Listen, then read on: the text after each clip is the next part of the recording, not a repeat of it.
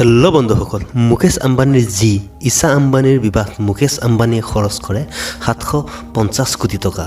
ইমান টকা খৰচ কৰাৰ পাছতো কিন্তু এই বিবাহখন ভাৰতৰ সকলোতকৈ সস্তীয়া বিবাহ বুলি কোৱা যায়। কিন্তু কিয়? কোকা কোলা পৃথিৱীৰ নম্বৰ 1 কোল্ড ড্ৰিংক, পৃথিৱীৰ চুকে কাণে পোৱা যায়। পানীৰ পাছত যি তৰল দ্ৰব্য মানুহে গ্ৰহণ কৰে সেইটোৰ ভিতৰত সকলোতকৈ প্ৰথম হ'ল কোকা কোলা। ইমান জনপ্ৰিয় হোৱাৰ পাছতো কিন্তু এনে দুখন দেশ আছে য'ত কোকা কোলা পোৱা নাযায়। কি সেই দেশ দুখনৰ নাম?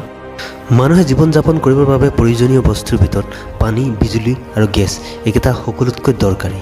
মানুহ ধনী হওক বা দুখীয়া হওক, এইকেইটাৰ অবিহনে আজিৰ দিনত জীৱন যাপন কৰা কঠিন।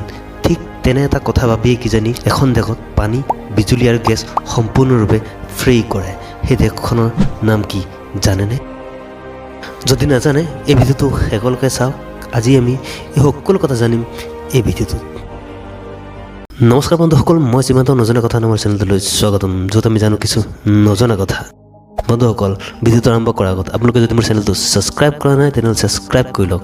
এনেধৰণৰ ভিডিঅ' সকলোতকৈ আগত পাব। আহক ভিডিঅ'টো আৰম্ভ কৰোঁ।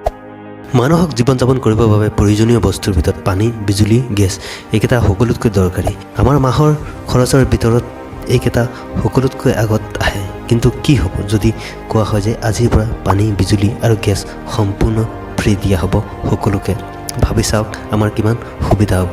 এনে কাম কৰিছিল 1993 চনত তুৰ্কমেনিস্তানৰ চৰকাৰে।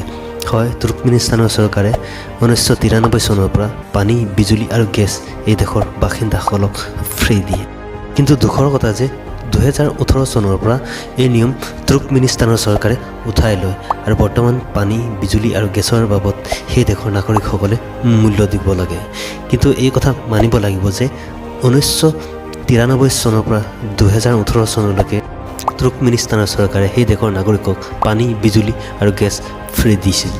ধেমালি কথা নহয় কিন্তু। কোকা কোলা কোল্ড ড্ৰিংক কোনে চিনি নাপায়? পৃথিৱীৰ সকলোতকৈ বেছি ব্যৱহাৰ হোৱা শব্দ অ'কে আৰু দ্বিতীয় শব্দটো হ'ল কোকা কোলা। ভাবি চাওক কিমান মানুহে এই কোল্ড ড্ৰিংক ব্যৱহাৰ কৰে। পৃথিৱীৰ চুকে কোণে এই কোকা কোলা পোৱা যায়। ইমান জনপ্ৰিয় হোৱাৰ সত্ত্বেও এই কোকা কোলা দুখন দেশত সম্পূৰ্ণৰূপে বেন। এই দুখন দেশ হ'ল কিউবা আৰু নৰ্থ কোৰিয়া। কাৰণ কোকা কোলা আমেৰিকান কোম্পানী হয় আৰু কিউবা আৰু নৰ্থ কোৰিয়া আমেৰিকাৰ পুৰণা শত্ৰু। সেইবাবে কোকা কোলা এই দুখন দেশত বেন। 12 ডিচেম্বৰ 2018 চনত মুকেশ আম্বানীৰ জি ঈশা আম্বানীৰ বিবাহ হয় আনন্দ পিৰামলৰ লগত। এই বিবাহত ঈশা আম্বানীয়ে যিযোৰ কাপোৰ পিন্ধিছিল তাৰ দাম 90 কোটি টকা। এই বিবাহত দেশৰ নামী দামী মানুহ উপস্থিত হয়। এই বিবাহত প্ৰায় 700ৰ পৰা 750 কোটি টকা খৰচ কৰে মুকেশ আম্বানীয়ে। কিন্তু তথাপিও এই বিবাহ ভাৰতৰ সকলোতকৈ সস্তীয়া বিবাহ বুলি কিয় কোৱা হয়? এই বিবাহ ভাৰতৰ সকলোতকৈ সস্তীয়া বিবাহ বুলি কোৱাৰ কাৰণ চাওক, ভাৰতৰ সকলো মাক বাপেকে নিজৰ ল'ৰা ছোৱালীৰ বিবাহত নিজৰ 4 পৰা 5 বছৰৰ উপাৰ্জন কৰা ধন খৰচ কৰি বিবাহ পাতে।